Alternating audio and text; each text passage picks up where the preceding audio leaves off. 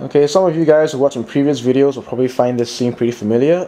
That's actually because I'm waiting for the lemon oil on the neck of my other guitar to dry before I restring it. So I thought I might as well just talk about a bit about my RGX, whom I affectionately call my redhead.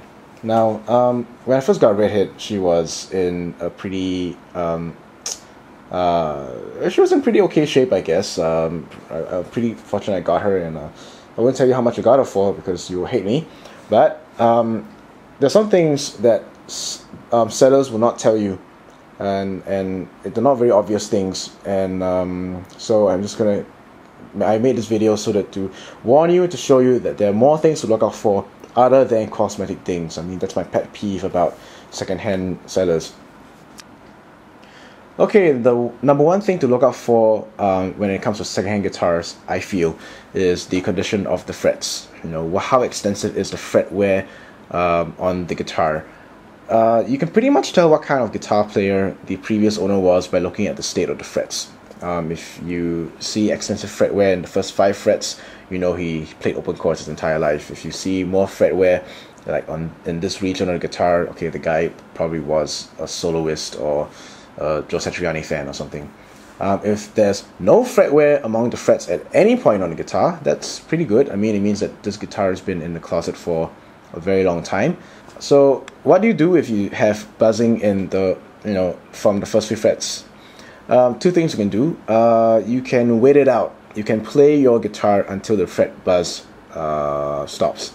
And that happens because when you have got buzzing on one fret, let's say on this fret, and you have a slight depression, geographically what's happening when you play a string that's slightly worn out is, you play a string on a fret that's slightly worn out, is that there's going to be a slight depression, as this string is going to be depressed slightly more than on the fret before it and after it. So what that happens is this string is going to come in contact with that fret and that fret and that fret, let's say.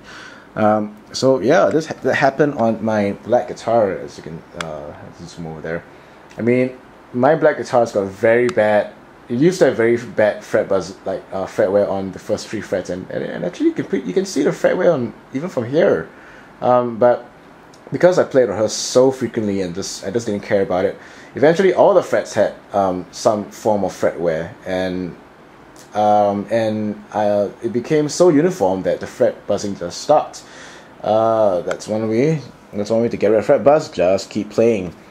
The second thing you can do is to file down your frets, and this is something that I don't really recommend because you can't really undo filing down your frets. And the next thing you do is you file it too deeply is to change the fret completely. And that's going to be can be a pretty expensive affair. Okay, the second thing I look out for is the state of the hardware. Okay, from the camera you can see that all this is chrome and like matte silver, right? When I got this guitar, this was green. I kid you not, all this was green. And I took a long time. I mean, I got myself a toothbrush and some chrome cleaner, and I started scrubbing all the hardware as hard as I could, just to get rid of all that gunk and all that. I think it corrodes. So you might want to, if you can, test out the state of test out the guitar, because you don't know how these knobs, you don't know the condition of these knobs if you don't test it out. So check for whether there's any scratching noises when you change, let's say, the volume or the tone. Try to see whether they're loose, if it's broken. Even try to switch. Can you is it easier to flick the switch? This switch was half broken when I got it, so I got it swapped out for a better switch. A special note about the bridge. Okay, this is a very important piece of gear on the guitar because it connects. I mean, it's the one thing that connects. It's the one thing that helps to intonate your guitar. And you can see there's a little pattern, a slight zigzag pattern in the bridge, and this is normal on the guitar. I would find it very curious if someone tried to sell me a guitar and this pattern was not on the bridge, or if, let's say, it tells me something is seriously wrong if one of this is really out or really far back or really far forward.